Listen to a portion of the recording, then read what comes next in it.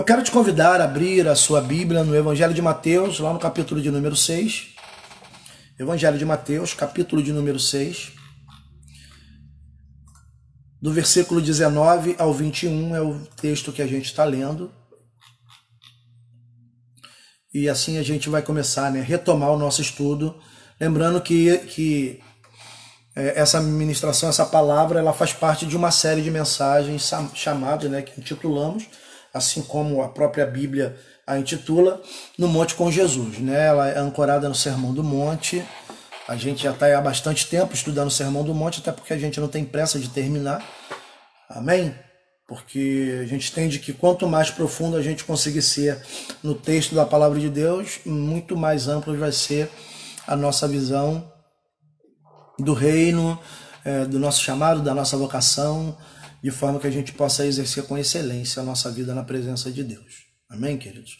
E Evangelho de Mateus, tá bom, Marcinho? Tá desativado, né? Deve estar. Eu não sei como ativar, não. O chat do YouTube.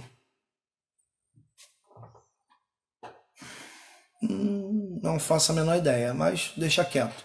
Depois a gente vê isso.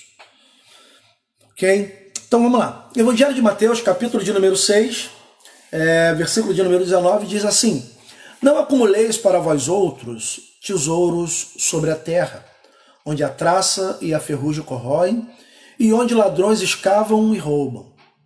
Mas ajuntai para vós outros tesouros no céu, onde traça nem ferrugem corrói, e onde ladrões não escavam nem roubam. Porque onde está o teu tesouro, aí estará também o teu coração. Até aqui oremos. Santo Deus, nosso Pai, nosso desejo é que nessa manhã o teu Espírito Santo fale aos nossos corações. Entendemos que nossa inteligência, nossa razão, ela é muito limitada, a nossa capacidade de interpretação também. Por isso que desejamos e suplicamos que o teu Santo Espírito possa nos revelar aquilo que a letra não consegue nos revelar, de forma que a revelação da tua palavra promova em nós transformações profundas e a nossa vida possa estar equalizada com a tua vontade, que é sempre boa, perfeita e agradável. Assim, Deus, nós nos colocamos na tua presença nesta manhã de domingo para mais uma vez sermos alvos da tua graça, da tua misericórdia e do ensino proveniente da tua palavra. Então, Espírito Santo de Deus, que a minha fala possa ser testificada pela sua fala e que a Bíblia venha respaldar tudo aquilo que eu tenho dito, de forma que esta palavra ela possa ser de fato para o louvor, honra e glória do teu santo nome. Que seja assim no nome do teu Filho Jesus Cristo. Amém e amém. Vamos lá. Palavra de Deus, né? Não acumuleis para vós outros tesouros sobre a face da terra, porque aqui a ferrugem corrói, o ladrão escava e rouba. Vocês devem acumular tesouro para vocês nos céus, porque lá a ferrugem nem a traça corrói, nem ladrão escava e nem ladrão rouba. Porque aonde vocês depositarem o coração de vocês, é aí que vai estar o tesouro de vocês. E quando a gente olha para o texto, né, a gente vai ver que Jesus Cristo, né, o nosso Senhor e Salvador Jesus, ele está nos ensinando, né, de uma forma muito concentrada, o que é de fato ser filho de Deus e o que é de fato ser discípulo dele, de Jesus Cristo. Né? Ele pega tudo aquilo que é muito concentrado. Justamente por isso que o Sermão do Monte ele se torna uma fonte de inspiração para nós que pregamos a palavra de Deus e que ensinamos a palavra de Deus, uma fonte muito inesgotável de fundamentos, de princípios, de valores que nós, enquanto Igreja de Jesus Cristo, devemos, né, externar na nossa fala, na nossa conduta e etc. Né? Por isso que o Sermão do Monte ele tem esse poder, né, de nos colocar exatamente aonde Deus espera que nós estejamos enquanto Igreja de Jesus Cristo. Então a gente está sendo ensinado por Jesus. Eu não vou me esquecer nunca da primeira mensagem que ministramos, né, aonde estamos e com quem estamos. Né? Então nós estamos no monte com Jesus. Quem está nos ensinando é Jesus. Né? A fala dos evangelistas, quando registraram o Sermão do Monte, fala do próprio Cristo. A gente não tem ali um outro homem interpretando ou falando, assim como são nas epístolas universais, nas epístolas paulinas. e nas epístolas pessoais. A gente tem Jesus falando e os discípulos ali que foram lembrados, né, pelo Espírito Santo de Deus, eles estão de alguma maneira, né, registrando a fala de Jesus Cristo. E daí, ao passo que ele nos leva a interpretar a vida a partir desse prisma, né, de sermos filhos de Deus, a gente vai ver que Jesus ele está nos ensinando duas coisas muito profundas. A primeira é nos vermos. Né? À medida que eu me vejo, que eu me enxergo, de fato eu sei quem eu sou, fica mais fácil conduzir a vida. É me ver, como Paulo vai dizer lá em Romanos 12:3, não pensando de mim mesmo mais do que convém, nem mais no termo supervalorização, nem mais no termo subvalorização. A gente não pode se olhar por esses prismas do extremismos, né, do extremismo, mas a gente precisa se olhar pelo prisma da moderação, do equilíbrio, do centro. Né? O nosso centro é Jesus, a nossa moderação é Jesus, o nosso equilíbrio é Jesus, visto que a palavra de Deus ela nos diz que nós não recebemos somente um espírito de poder e de amor, mas também de moderação. Não de medo, nem de covardia, mas de poder, amor e moderação. E a gente precisa exercitar esse lado moderado da igreja do Senhor. E Jesus Cristo, quando ele nos ensina, então, ele está nos ensinando a nos ver e também nos avaliarmos a partir dessa relação, né, que não se muda, não pode se mudar, né, no momento em que nós entregamos a nossa vida ao Senhor através do sacrifício de Jesus, nos vermos a partir da paternidade divina que nos foi doada, né, pelo sacrifício do Filho unigênito de Deus. Então, primeira coisa que a gente vai saber, ou que a gente vai buscar aqui, é que quando sabemos de fato quem somos, de onde viemos, o que fazíamos, de onde nós fomos resgatados, né, e no que estamos, ou fomos transformados, ou melhor, no que estamos sendo transformados, né, a gente vai começar a ver a vida de uma outra forma. A gente vai ver que Deus, pelo fato de nos aceitar a partir do sacrifício do seu Filho Jesus, nós vamos ficar livres de duas principais tentações que nos aprisionam nesse mundo. Eu falei um pouco delas no domingo passado, e eu só quero te lembrar dessas duas tentações muito fundamentais na vida do ser humano. A primeira, ela tem a ver com o nosso ego, né? Mas com o lado do nosso ego que diz respeito à nossa vida privada com Deus. Aquilo que eu faço diante de Deus, o meu jejum, a minha oração, a minha busca. A gente vai ver que Jesus, ele no Sermão do Monte, ele sempre vai estar falando, ó, quando vocês fizerem essas coisas, não faz para as pessoas verem. E nem se gaba do que você está fazendo. Porque a única coisa que a gente pode fazer é ser grato a Deus. Então tudo que a gente faz para Deus é em forma de gratidão. Né? Seja a minha obra, a minha oração. Eu só posso orar a Deus porque Ele abriu o caminho de oração para mim. Eu só posso comungar com Deus porque Ele abriu esse caminho de comunhão com Ele. Então eu não faço isso porque eu sou bom, eu não faço isso porque eu estou num outro patamar de humanidade, eu só faço isso porque Ele me permite isso. Efésios 2:8, se eu não me engano, Paulo vai dizer, ó, pela graça vocês são salvos, isso não vem de vós, é dom de Deus, não por obras, para que ninguém se vanglorie, né? Porque a gente sabe que o ser humano ele tem essa capacidade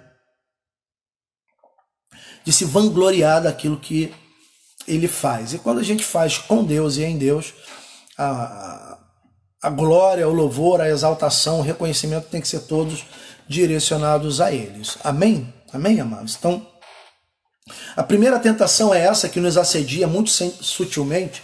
Essa tentação, ela vai vencer, ela vai nos vencer, né? Quando da nossa vida pessoal de devoção, quando a gente, a partir da nossa vida pessoal de devoção, nos sentirmos orgulhosos, né? Orgulhosos porque nós oramos muito, orgulhosos porque a gente sobe muito no monte, orgulhosos porque a gente conhece muito da Bíblia, orgulhosos porque a gente tem mais vida devocional do que a gente julga que os outros têm. Aí a gente começa a ficar orgulhoso pela nossa vida privada, né? O último estágio dessa questão é quando da nossa vida privada com Deus a gente começa a desdenhar o nosso próximo.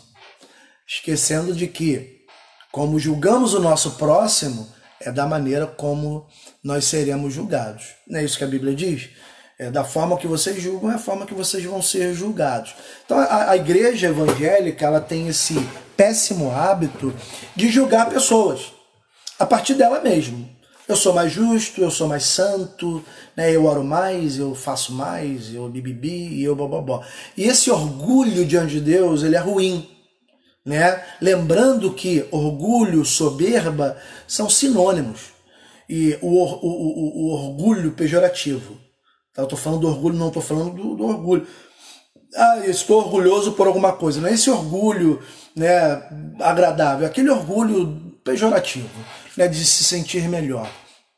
A gente vai lembrar que a Bíblia vai dizer que esse orgulho pejorativo, né, que é sinônimo da soberba, ele precede uma queda. E normalmente é uma queda pessoal, quando a gente se garante muito naquilo que a gente faz na nossa vida privada com Deus.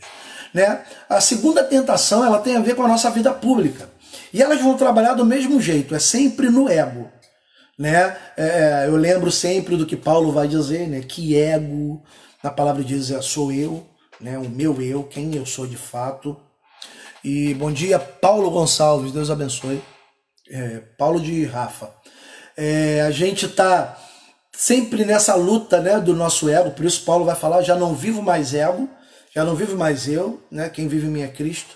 E a gente precisa entender isso, que de fato o nosso ego ele precisa morrer diante de Deus, ele precisa morrer diante dos homens, para que Cristo reine de fato na nossa vida e através da nossa vida, ok? Então, essa segunda tentação, ela tem a ver com a nossa vida pública diante de Deus. A nossa vida pública de doações, de oferta, de trabalho, né, e etc. E isso tudo começa a mexer com as pessoas, né? A gente vai ver o apóstolo Tiago ele falando isso, me mostra a sua fé sem obras, que pelas obras eu te mostro a fé. Não é isso que a gente está falando, mas é quando a gente faz uso da obra que realizamos em o nome do Senhor com o pretexto de promoção pessoal. Isso é ruim, isso é pejorativo, isso mexe com o ego, isso de alguma forma vai ilustrar o nosso ego, e tudo isso vai ficar ruim demais para a gente no futuro, né? Porque se a gente se garantir na obra das nossas mãos, a gente não vai ter muita garantia, até porque pela graça sois salvos, isso não vem de vós, não por obras. E a gente não pode se sentir orgulhoso. Lembrando que Jesus está nos ensinando essa forma concentrada da nossa relação com Deus a partir desse prima, de quem somos e de quem é Deus e de quem somos para Deus. E isso aí tudo a gente precisa estar muito atento para a nossa vida não entrar numa decadência de qualidade espiritual e a gente acabar virando qualquer outra coisa menos igreja. Essa segunda tentação ela vai nos vencer quando tudo que realizamos em nome do Senhor ou pela causa de Jesus, a gente quer receber a glória, a gente quer receber o louvor, a gente quer ser reconhecido, né? Então você faz alguma coisa, aí você está esperando que as pessoas te reconheçam pelo aquilo que você fez. Isso não deve fazer parte da nossa vida. Jesus está nos ensinando isso. Evangelho de Mateus capítulo 6, versículo de número 3, talvez seja o texto que mais traz à tona isso. Você está no capítulo 6, vai no versículo de número 3. Ele vai dizer assim, ó, tu, porém, ao dares esmola, sua vida pública, ignore a tua mão esquerda o que a tua direita faz. E a gente sempre, quando fala disso, a gente vai lembrar de quem? Da franga, né? Ou do frango. Para uns existem frango, para outros existem frangas, eu não sei. Mas o fato é que a gente vai sempre lembrar da galinha quando ela bota ovo. Né? Que bota o ovo e ela faz o estardalhaço.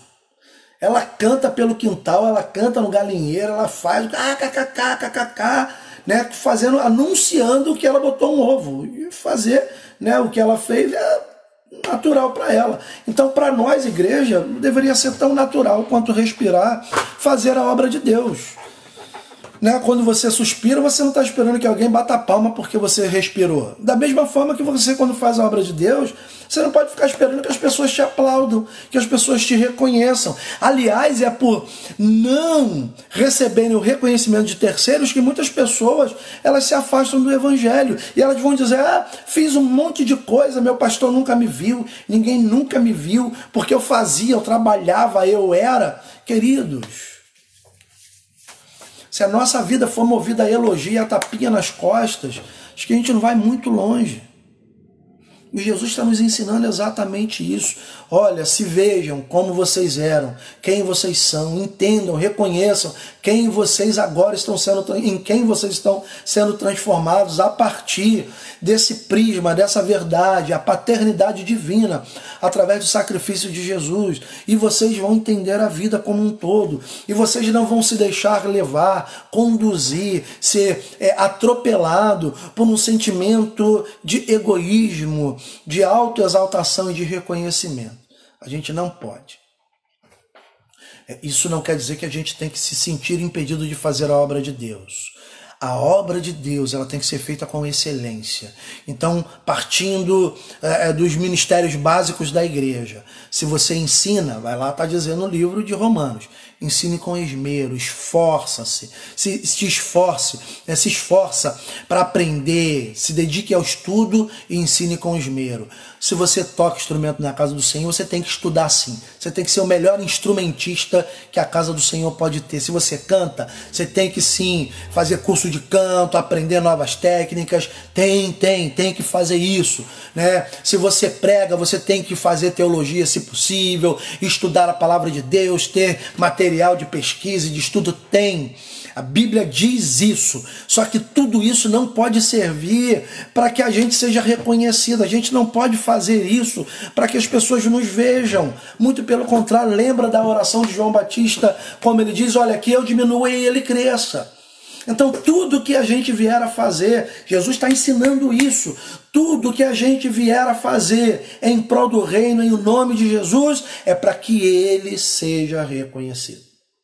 Amém. Daqui um pouco a gente vai entender muito mais profundo isso, porque ele vai dizer ali no versículo de número 21, aonde estiver o teu coração, aí estará o seu tesouro. Aí, amados, a gente precisa refletir, pensar em todas essas questões que muitas das vezes nos furta de viver uma vida pessoal, de intimidade, verdadeira e genuína com Deus, de externarmos uma unção verdadeira e genuína em Deus. Você está entendendo? Amém? Então Jesus ele está nos ensinando isso. Então tudo que a gente realizar em nome de Cristo, seja na nossa vida privada com Deus, seja na nossa vida pública com Deus, não pode ser para a exaltação do nosso ego e do nosso próprio nome. Não. Tudo que a gente fizer em Deus e para Deus é para exaltação e glória do nome de Jesus. Aliás, a gente só pode fazer nele porque ele nos permitiu a isso. Amém, amém? Estamos escondidos em Cristo. E a gente precisa entender isso. O Sermão do Monte ele está falando isso, ó. Vocês têm que ser assim, a partir da ótica de que vocês agora são filhos de Deus. Entendendo isso, a gente vai saber de onde Deus nos tirou, que nós éramos e no que estamos sendo transformados a partir dessa paternidade em Cristo Jesus. Lembre-se, e você não pode esquecer isso, que Jesus Cristo ao final, né, do início do capítulo 6, ao finalzinho das orientações, seja da oração, seja do jejum, seja da esmola, ele sempre falou, olha, e teu pai, que vê em secreto, o pai que te vê em secreto, ele te recompensará. Esperar a recompensa de Deus talvez seja uma tarefa árdua. Porque nós humanos, nós somos orientados, dirigidos, né, pelo tempo. E a gente acha que é esse tempo cronológico que vai definir um monte de coisa na nossa vida. De fato, vai definir bastante, mas não tudo. E por não termos essa compreensão de que a nossa vida é eterna e não temporal, a gente começa a desejar que as pessoas nos vejam, que o pastor nos veja, que o líder nos enxergue, né? Quantas não são as pessoas, a gente pode falar isso, que trocam de ministérios porque entendeu que o seu pastor não estava reconhecendo ela na igreja. Eu faço a obra de Deus, pastor Zulu, seja bem-vindo. Eu faço a obra de Deus, mas ninguém me vê. Daí eu fui para uma outra igreja porque lá eu tenho mais oportunidade. A gente está buscando o quê? A glória de Deus ou a nossa? A gente está buscando o quê? Que o nome de Jesus seja conhecido ou o nosso? Se a gente quer fazer o nosso nome conhecido, amados, isso é um direito que todos têm. Agora, para nós que somos igreja de Jesus, não deveria ser assim. O nosso nome tem que ficar cada vez mais opaco. E na nossa vida, muito mais evidente o nome de Jesus Cristo. E não adianta. Se a gente não pensar dessa forma, a gente vai ser conduzido sempre na busca do reconhecimento de terceiros e a gente não vai esperar o reconhecimento de Deus. Lembre-se de que todo mundo dará conta de si mesmo diante de Deus e não vai ter ninguém lá naquele grande dia para testemunhar a meu respeito. Porque Deus, ele sabe de todas as coisas. Porque o teu pai que te vê em secreto, ele vai te recompensar. E ele vai te recompensar de acordo com a qualidade da obra que você fizer. Não é de acordo com os aplausos que você recebe, não é de acordo com os tapinhas nas costas que você recebe, não é de acordo com o reconhecimento que você recebe, mas de acordo com a intenção do teu coração de fato. Porque Deus conhece o que está no teu coração. Os olhos do Senhor estão postos sobre toda a terra e ele busca, contempla os bons e os maus. E a gente precisa viver a nossa vida com Deus a partir dessa ótica. Amém? É exatamente por isso, amados, que quando a gente trata desse atual momento da igreja evangélica, a gente não pode fazer uso da tragédia como oportunismo. Não podemos. Eu, Roberto Gomes de Oliveira, fui levantado como pastor da igreja de Nova Vila do Porto Novo. E é dessa igreja que eu tenho que cuidar. Ponto. Acabou. Se é dessa igreja que eu tenho que cuidar, os mais interessados em tudo que eu faça, ou o interesse em tudo que eu faço é a partir dessa ótica de que eu sou pastor da igreja de Nova Vila do Porto Novo. Eu não sou pastor da Assembleia de Deus, eu não sou pastor da Casa de Oração, eu não sou pastor da Presbiteriana, eu sou pastor da igreja de Nova Vida em Porto Novo. E é desse povo que Deus tem colocado sobre a minha responsabilidade que eu tenho que cuidar. Então é para cá, ó. Por isso que a nossa live ela é à vontade, a gente não tem nenhuma regra de produção, e a gente vai vivendo a nossa vida com Deus dessa forma.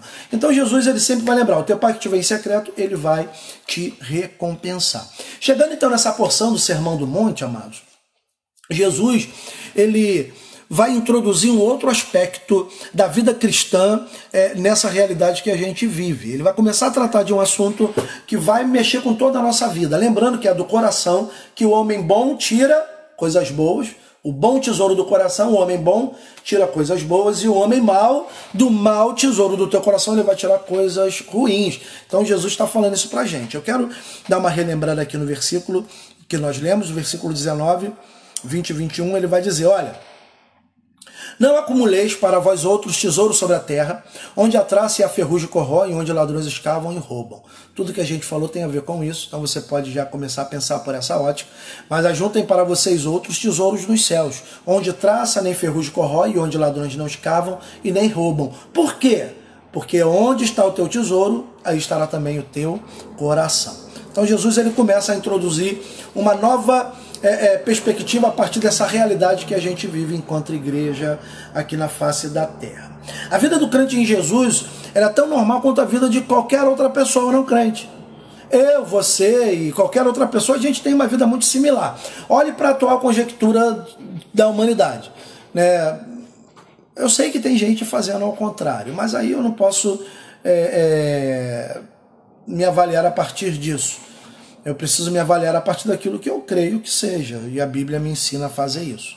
Respeitar a autoridade, porque toda autoridade provém de Deus. E quem resiste à autoridade, resiste ao próprio Deus. Então as autoridades estão falando, fique em casa, a gente não faz o culto público. Para alguns isso é falta de fé. Para mim é coerência. Coerência com a atual conjectura. Porque a humanidade inteira está passando pelo mesmo deserto chamado Covid-19. Todos nós estamos vivendo os mesmos dramas. Sim, estamos vivendo. Então a nossa vida é tão normal como a vida de qualquer um. Quem está impedido de ir e vir? Só crente? Não. Só o não crente? Não. Tanto um quanto o outro. Então nós estamos vivendo a mesma situação da nossa vida enquanto igreja, ela não é muito diferente da vida das pessoas. A gente tem sentimento? Temos. Quantos servos e servas de Deus, nesse tempo de isolamento, estão tendo crise de ansiedade? Estão ficando mais deprimidas? Quantas pessoas estão com medo do futuro, sem perspectiva? É só crente que vive isso? Ou é só não crente que vive isso? A gente está sujeito às mesmas coisas. Você está entendendo? Diga amém. Amém. Quem não está preocupado? Todos nós estamos preocupados. Converse com os seus vizinhos que não são cristãos. Eles estão preocupados. Nós também temos as nossas preocupações, assim como qualquer outro ser humano. A gente vive as tensões e as dificuldades de todo e qualquer ser humano. Não é pelo fato de sermos igreja de Jesus que nós estamos blindados, protegidos dessas coisas que acontecem com a humanidade. Muito pelo contrário, a gente está vivendo sob pressão, assim como toda a humanidade está vivendo. Está morrendo crente? Está morrendo crente. Está morrendo não crente? Está morrendo não crente, porque nós somos, enfim, seres humanos. O que nos distingue, ou que deveria nos diferenciar, é a nossa fé em Jesus Cristo, que deveria fazer com que a nossa fala fosse uma fala de esperança, fosse uma fala de confiança, uma fala de fé. Não, uma fala de terror. A gente está vendo crente que divulga mais notícia ruim do que notícia boa.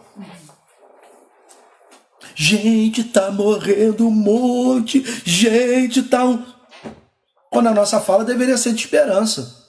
Porque no meio do caos a gente tem o nosso Deus. E a gente sabe que caos, para Deus, é matéria-prima. Amém ou não amém?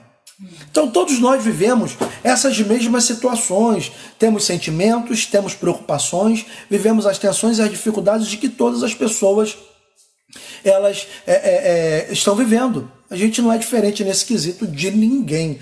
E não vivemos a despeito de tudo isso. Estamos aqui nessa real situação como todas as pessoas estão vivendo.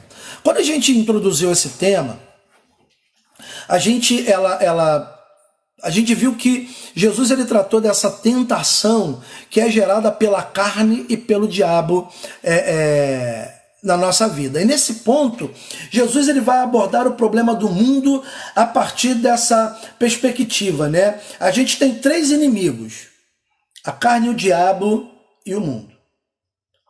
E a partir desse ponto, Jesus está tratando essas tentações a partir da perspectiva mundo.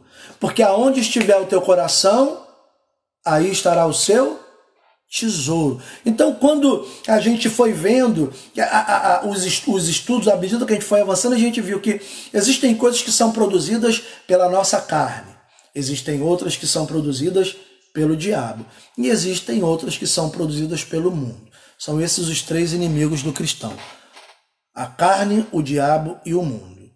A questão é que o diabo ele vai fazer tanto uso da carne quanto do mundo para nos tentar. Deus não tenta ninguém, amém? A gente já sabe disso. Então a gente tem aí esses três inimigos. E para efeito de lembrança, amados, eu quero te lembrar aqui, quando a gente se refere a mundo, a gente não está falando do mundo na sua totalidade dos habitantes, né, dos humanos que habitam a Terra. A gente não está falando do planeta Terra. A gente está falando do sistema que predetermina, e eu quero ser bem claro, predetermina as ações e influenciam as decisões das pessoas. A Bíblia ela vai dizer que o mundo jaz no maligno. 1 João, capítulo 5, versículo 19. O texto vai dizer isso pra gente. Abre aí a sua Bíblia. 1 de João, capítulo 5, versículo 19.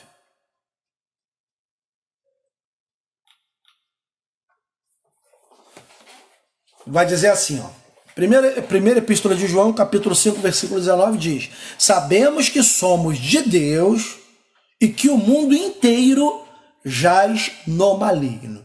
Está sepultado no maligno. Está enterrado no maligno. Então, quando a gente fala de mundo, a gente não está falando da totalidade do ser humano que habita a Terra, nem do planeta Terra e nem do universo em si. A gente está falando do sistema que rege o mundo.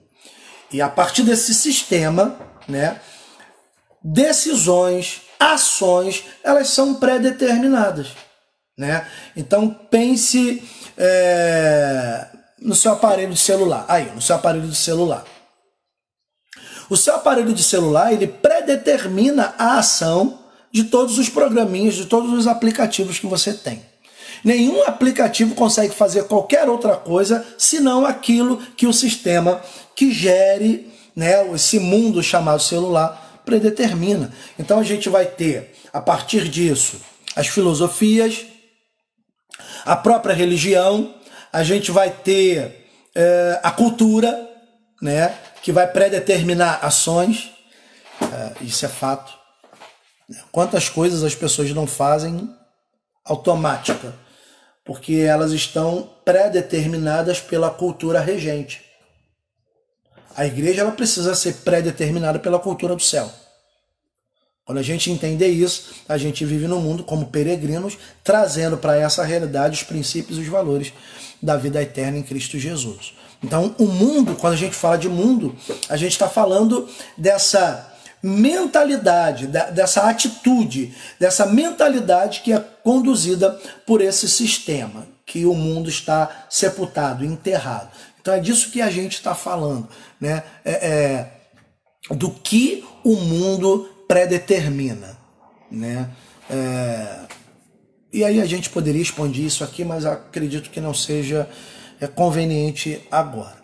Daí, sendo dessa maneira, um dos mais sutis problemas que o crente precisa defrontar, né, ou confrontar, é o seu relacionamento com o mundo. Aonde estiver o seu tesouro, aí estará também o seu. Aonde estiver o seu coração, aí estará também o quê? O seu tesouro. Entendemos até aqui? Amém? Aonde eu deposito o meu coração, é ali que o meu tesouro vai estar. E daí, como nós somos pessoas normais, seres humanos normais, e a gente precisa viver e experimentar tudo que o mundo vive e experimenta, problemas, situações e etc., né? Botei como modelo esse momento que a gente está vivendo hoje. Como crente, a gente precisa ter esse contato com o mundo, a gente precisa sair, a gente precisa trabalhar, a gente precisa relacionar-se, a gente precisa ir no mercado, a gente precisa ir no barbeiro, a gente, etc. A gente vive o mundo, né? A gente não vive sob a cultura do mundo, a gente não vive sob os valores do mundo, a gente não vive sob os princípios do mundo. E quando a gente fala mundo, de novo, a gente não está falando de pessoas, a gente não está falando do planeta Terra, a gente está falando do sistema implantado no mundo, a partir de filosofia, religião e também cultura, ok? Essas coisas vão determinar e pré-determinar ações e decisões que o ser humano vai tomando. Ok, amados? Até aqui, amém? Amém. Bom,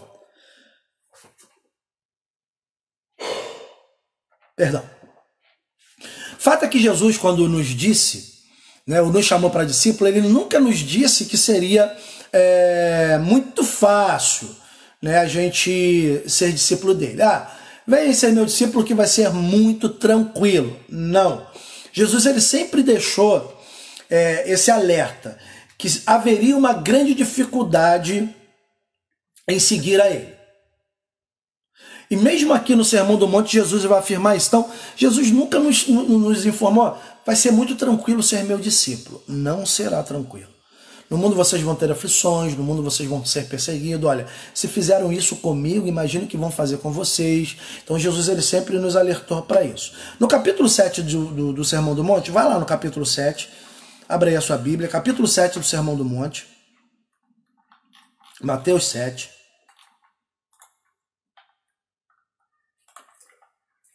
O versículo que nós vamos ler é o 13 e o 14.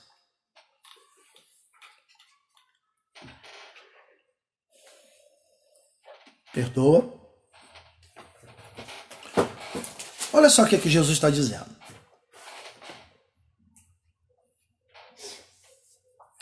Entrai, versículo 13 do capítulo 7. Entrai pela porta estreita. Larga é a porta, espaçoso o caminho que conduz para a perdição. E são muitos os que entram por ela. Porque estreita é a porta e apertado o caminho que conduz para a vida. E são poucos os que acertam com ela. Já aqui no Sermão do Monte, a gente vai ver que Jesus ele não está dizendo para a gente que o caminho para a salvação vai ser um caminho de tranquilidade. Vai ser um caminho, não, olha, pode vir que vai ser fácil a beça. Não é. E talvez um dos grandes problemas que nós, enquanto Igreja de Jesus Cristo, enfrentamos no nosso cotidiano é esse nosso relacionamento com o mundo. Eu não estou falando do relacionamento pejorativo, mas dessa relação que a gente precisa ter com o mundo, porque a gente vive uma vida normal.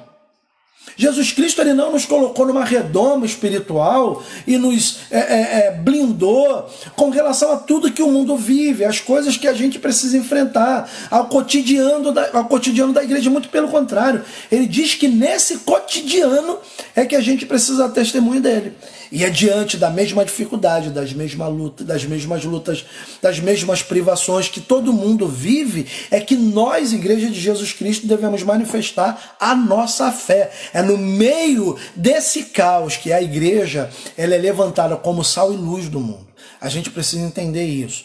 E daí, nesse nosso relacionamento com o mundo, porque a gente não está fora do mundo, Jesus vai dizer isso. Pai, João 17, não peço que os tire do mundo, mas que os guarde do mal. Então a nossa vida, enquanto igreja, ela é exercida dentro desse contexto que a gente vive diariamente. Daí, dentro do contexto atual, a gente pode fazer uso dele. A gente, enquanto Igreja de Jesus, a gente precisa manifestar, de fato, fé, esperança e confiança. Mesmo em um ambiente onde fé, esperança e confiança, eles parecem que não fazem muito efeito. Mas a Igreja de Jesus Cristo, ela precisa externar e expressar isso de uma forma muito nítida. Nessa luta que a gente tem para andar no caminho estreito, a gente vai sofrer muitos ataques. E esses ataques eles serão lançados contra nós, tanto quando nós estivermos sozinhos, solitários, tanto quanto a gente está partilhando a nossa vida comum no nosso dia a dia. A gente vai entender que as duas frentes de ataque do inimigo de nossas almas vai ser na nossa vida privada com Deus, né, e na nossa vida pública com Deus. Porque a gente pode começar a entesourar ou fazer valioso demais algumas coisas das quais nós não deveríamos fazer tão valiosas. Amém, amados? Você que tem um ministério, né? A gente sabe que Deus te deu, o dom de Deus é irrevogável, a palavra de Deus vai dizer isso. Mas pense em Deus te pedir no teu ministério. Pense no teu ministério como Isaac. Deus pediu Isaac para Abraão. Se o tesouro de Abraão fosse se o tesouro de Abraão fosse Isaac, Abraão iria levar o filho dele para ser sacrificado? Não. O tesouro de Abraão era Deus. Por isso que a palavra de Deus está dizendo: não acumulem para vocês outros tesouros sobre a face da terra, onde a traça e a ferrugem corrói, onde o ladrão escava e rouba. E muitas das vezes os tesouros são esses. São coisas em que a traça, a ferrugem, o tempo e o inesperado pode roubar de nós. Aonde o ladrão pode vir simplesmente furtar de nós. A gente precisa entender isso, que o nosso tesouro, se ele não for um tesouro celestial, ele pode ser tirado de nós e acaba. Imagine uma pessoa ficando sem o seu tesouro, né? Como ela vai viver?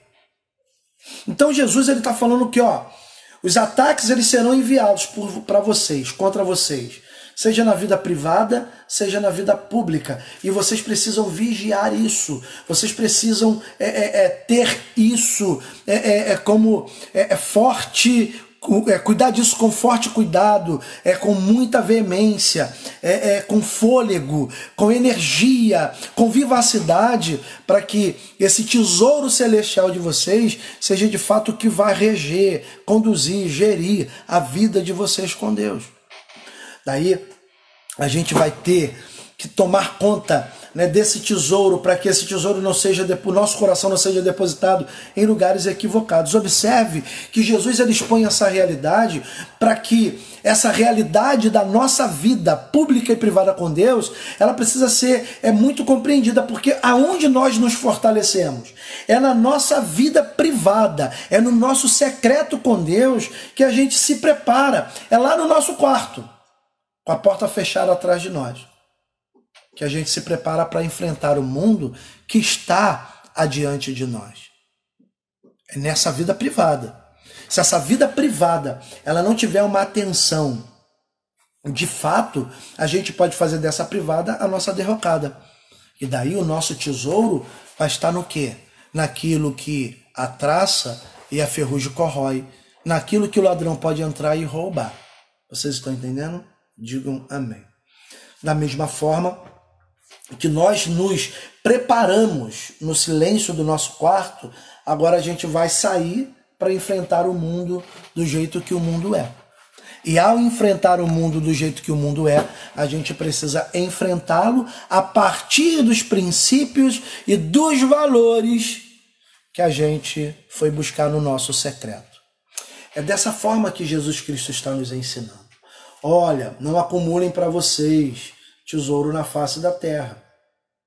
Não esperem muito desse mundo, porque os tesouros desse mundo, a traça e a ferrugem, corrói.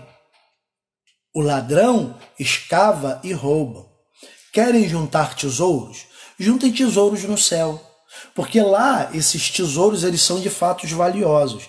E a ferrugem e nem a traça conseguem corroer. Nem o ladrão ele vai escavar e vai roubar esse tesouro. Amados, no domingo que vem aqui a gente vai tratar disso. Os nossos tesouros não podem ser coisas perecíveis. Enquanto pastor da Igreja de Nova Vida no Porto Novo, eu não posso achar que o tesouro do meu ministério, do ministério que Deus colocou sob a minha responsabilidade, está nos tijolos, nas colunas, né? Em nenhum material daquele que a gente está empregando lá na igreja para construir o templo. Não é. Se existe um tesouro na Igreja de Nova Vida do Porto Novo, o tesouro são as pessoas. O templo pode cair e acabar, mas as pessoas elas são eternas. Você está entendendo? Então por isso que a gente precisa entender que o nosso chamado ele começa na nossa vida pessoal com Deus. Na nossa vida devocional particular com Deus, começa aqui, sabe, no âmago do meu lar. É aqui que a minha igreja, o meu ministério, a minha igreja, né, vício, né, de linguagem. A igreja não é minha, mas é aqui que o ministério que Deus me deu começa. É aqui nessa vida privada. Se essa vida privada ela for única e exclusivamente o meu tesouro, eu valorizo por demais isso aqui, o meu tesouro está no lugar errado. Aqui eu me preparo, entendo a importância que isso aqui tem, mas eu não posso fazer disso aqui a minha base, o meu fundamento. A base e o fundamento de todo servo e serva de Deus tem que ser o Senhor. Entendendo que tudo que fazemos e tudo que falamos, o fazemos e falamos somente com a autorização dele, não porque nós somos bons, porque a gente pode considerar o ministério como o nosso tesouro inestimável. Eu vou replicar aqui a fala da pastora que eu mais amo nesse mundo, pastora Sandra Soares. Depois da perda que eles tiveram lá em Santa Catarina, eu falo isso e repito isso. Quando nós éramos membros da Igreja de Santa Catarina, congregação de Santa Catarina, e o pastor Carlos Alberto ele veio a óbito, nós perdemos o pastor. A pastora Sandra perdeu o marido. O pastor Sandro, o Carlos Eduardo, a Vivian na época, perdeu o pai, o marido. Então, para eles a dor foi muito maior do que a nossa, não tenham dúvida. A pastora Sandra, ela entrou lá no gabinete, né, na primeira oportunidade que ela teve de ir lá. Se eu não me engano, ela falou isso pra gente na emancipação da igreja, falou lá na intimidade do gabinete. E ela disse assim: Pastor Roberto, não morre pela igreja não. Jesus já fez isso. Carlos não pensava dessa forma. E acabou que as pressões da igreja roubaram e furtaram ele da nossa vida. Então quando a gente fala, a igreja não é minha porque ninguém morreu pela igreja, Jesus já fez isso. Mas o fato é que a gente precisa entender que o ministério ele pode ser o ministério de qualquer outra coisa humana, terrena, temporal, porque o ministério é temporal, gente. A gente não vai, o ministério não vai estar com a gente a vida inteira.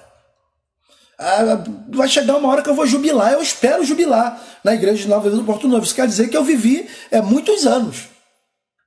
Né? Daqui a pouco essa gurizada que tá vindo aí atrás da gente, os Mateus da vida, né? Os Alex Júnior da vida, né? As Lívias da vida, essas crianças, esses adolescentes, esses jovens que estão vindo logo atrás da gente, eles assumindo a igreja. Eu quero sim, imagina, todo o corpo de liderança, os membros mais antigos da igreja sentadinhos lá, e essa juventude que daqui a alguns anos vai ser as pessoas maduras da igreja, e a gente passou o bastão para eles. Fizemos isso e vamos fazer isso com excelência, né? Demonstrando que o ministério é importante, ele precisa ser cuidado, valorizado, honrado, gerido, administrado com sabedoria, com inteligência, com vida, né?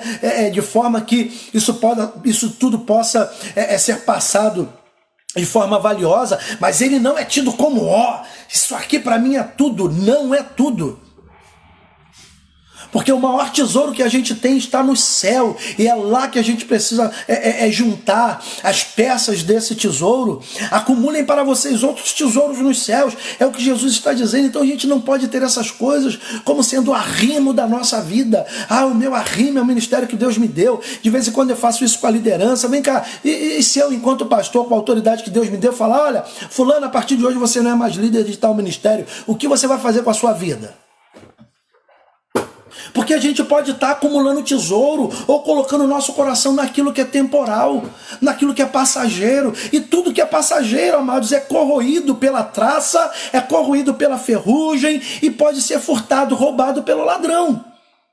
Então Jesus está ensinando que, olha, presta atenção aonde você tem colocado o seu coração. Então nosso coração, ele tem que estar posto em Deus, ele tem que estar posto em Cristo, ele tem que estar sendo conduzido pelo Espírito Santo de Deus. E daí os nossos tesouros serão tesouros eternos e não tesouros efêmeros e provisórios.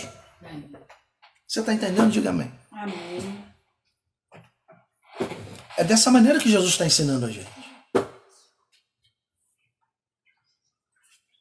Quando a gente fez o estudo da porção da oração modelo, Jesus está falando: filhos, é dependência e confiança. Pai nosso que estás no céu, santificado seja o teu nome, venha a nós o teu reino, seja feita a tua vontade, assim na terra como no céu. O pão nosso de cada dia, Pai celeste, dá hoje, porque a gente crê na sua provisão diária.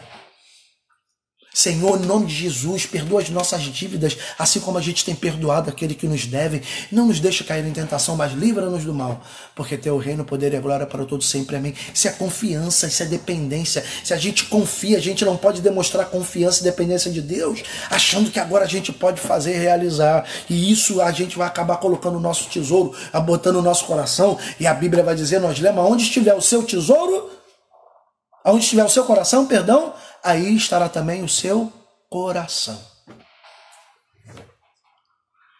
Ponto. O templo pode se tornar o tesouro de muitas pessoas. Principalmente para a gente que é líder, pastores. A gente pode fazer desse ministério, é tudo que eu tenho. Não, tudo que a gente tem não é isso. Porque tudo que eu tenho, se for resumido, ao ministério que Deus me permitiu exercer sobre a face da terra, eu estou vendo Deus muito aquém daquilo que Ele merece e deve ser visto. Então, amados, a gente precisa começar a pensar nisso, a ver isso, de forma que a nossa vida, ela possa ser de fato uma representação valiosa e real do nosso Senhor e Salvador Jesus Cristo. Não acumulem para vocês outros tesouros na terra. Porque na terra a traça e a ferrugem corrói e ladrão escava e rouba. Acumulem para vocês tesouros dos céus. Então os nossos tesouros, eles precisam ser eternos. Porque aonde estiver o teu coração, aí estará também o teu tesouro. A gente não pode desejar menos do que isso. Estou abrindo aqui o texto de novo. É onde está o seu tesouro. Aonde está de fato aquilo que é importante para você. Aonde está aquilo que é valioso para você. Aonde está aquilo que você de fato dá importância. É onde seu coração vai estar. Amados, a gente sabe, Jesus, a palavra de Deus vai nos ensinar isso, o provérbio vai falar isso. Filho meu, me dá o teu coração. O desejo de Deus é que você deposite o teu coração nele. De forma que ele seja o seu tesouro. Porque ele não tem ferrugem, não tem traça que corroa, não tem ladrão que roube. Deus precisa nos ser suficiente. É isso que Jesus está tentando nos ensinar. Meus filhos, cuidado com o que vocês estão valorizando. Vocês podem estar valorizando coisas que são terrenas e passageiras. E a gente precisa prestar atenção nisso. Quero ler de novo aqui o texto todo, de forma que a gente possa orar. Domingo que vem, Santa Ceia. A gente pode dar sequência a essa mensagem ou não. Mas é isso. Por hoje é isso que a gente tem. Por hoje é isso que Deus nos ensina. Cuidado. Você pode supervalorizar a sua vida privada com Deus. E isso pode ser a sua derrota. Cuidado. Você pode supervalorizar a sua vida pública com Deus. E isso também pode ser a sua derrota. Quer jejue, quer ore, faça isso em secreto. O teu pai que vem em secreto, ele é que vai te recompensar. Quando você der a sua esmola, não anuncie para a sua mão esquerda o que a sua direita fez. O teu pai que vem em secreto, ele vai te recompensar. Porque se você fizer isso para ser reconhecido, essa será a sua recompensa. O aplauso, o tapinha nas costas e o reconhecimento humano. E no final, que reconhecimento humano vai te autorizar a entrar no céu? Por isso, no mesmo Sermão do Monte, a gente vai chegar lá um dia, Jesus vai dizer: nem todos que dizem Senhor, Senhor, herdarão o reino dos céus. Por isso, amados, o meu desejo é que o Senhor possa te abençoar. E a partir dessa palavra você começar a pensar aonde você tem colocado o seu coração. Porque onde está o teu tesouro, aí estará também o teu coração. Que o Senhor te abençoe e que Ele o faça de forma rica e abundante em Cristo Jesus. Deixa eu ler com vocês o texto. Não acumuleis para vós outros tesouros sobre a terra, onde a traça e a ferrugem corrói, e onde ladrões escavam e roubam. Mas ajuntai para vós outros tesouros no céu, onde traça nem ferrugem corrói, e onde ladrões não escavam nem roubam. Porque onde está o teu tesouro, aí estará também o teu coração. Oremos no nome de Jesus. Nosso Deus, nosso Pai, bendito e louvado seja o teu santo nome, e engrandecido seja o seu nome no nosso meio. A tua palavra ela tem sido de fato alento e bússola para as nossas vidas. Nesse momento que temos vivido de tanta dificuldade, também como nos momentos mais tranquilos da nossa existência. E nessa manhã, Deus, nós queremos ruminar essa fala, essa palavra que o Senhor nos comunicou a partir do texto sagrado. E começarmos a avaliar-nos a nós mesmos a partir desta ótica. Onde está o nosso tesouro? Senhor, então nos revela de fato que se temos colocado o nosso tesouro no Senhor, ou se temos escolhido outras coisas para depositar o nosso coração. Entendemos que o nosso coração precisa estar depositado no Senhor. O nosso tesouro precisa ser o Senhor. É aquilo que o Senhor nos comunica como algo eterno. Por isso nos ajuda, Espírito Santo de Deus. Nos ajuda a nos avaliarmos, de forma que a nossa vida ela seja a vida humilde que o Senhor nos chamou a viver. Para que o orgulho não nos domine e a soberba não venha nos fazer cair. É dessa maneira que nós colocamos o nosso coração diante do teu altar nesta manhã, Senhor. No desejo de que o Senhor nos ajude. No desejo de que o Senhor nos fortaleça. No desejo que o nosso tesouro seja o Senhor. Para que os nossos olhos tão somente contemplem a tua face. Assim, nós oramos por esse tempo de meditação, de aprendizado e de edificação na tua presença. No desejo de que tu possas fortalecer cada um dos meus irmãos, ajudando-os nesse relacionamento que eles têm com o mundo, a viverem os valores e os princípios da tua palavra, bem como a minha vida também, porque eu não estou isento disso. Entendendo que no meio de toda essa balbúrdia, de todo esse caos que temos vivido, o Senhor nos tem guardado. Somos de Deus e sabemos que o mundo jaz no maligno. Mas o Senhor não nos tirou do mundo, por isso, Senhor, nesse mundo que temos vivido, que possamos externar o verdadeiro tesouro. E o verdadeiro tesouro desse mundo é Jesus Cristo, o nosso Senhor e o nosso Salvador. Por isso, nele é que nós oramos, nele nos escondemos, não no sentido de nos ocultarmos, nos escondemos no sentido de sermos vistos a partir dele, para a glória do teu nome. Assim nós oramos. Oramos em unidade no nome de Jesus. E a igreja do Senhor diz amém. Amém e amém. Que o Senhor Deus te abençoe, meu irmão, rica e abundantemente em Cristo Jesus. Que a glória do Senhor resplandeça sobre a tua face e te dê paz, na certeza de fé de que todos os dias, a despeito da circunstância, você pode contar com a glória, com a presença, com a comunhão e as doces consolações do Espírito Santo. Que seja assim hoje e eternamente no nome de Jesus. Deus abençoe a todos. Deus abençoe. Tchau, gente. Bom domingo. Deus abençoe. Até mais tarde. Amém. Mais tarde eu não vou estar com vocês, não. Vou estar de plantão. Orem por mim, tá? Amo vocês. Deus abençoe. Bye, bye.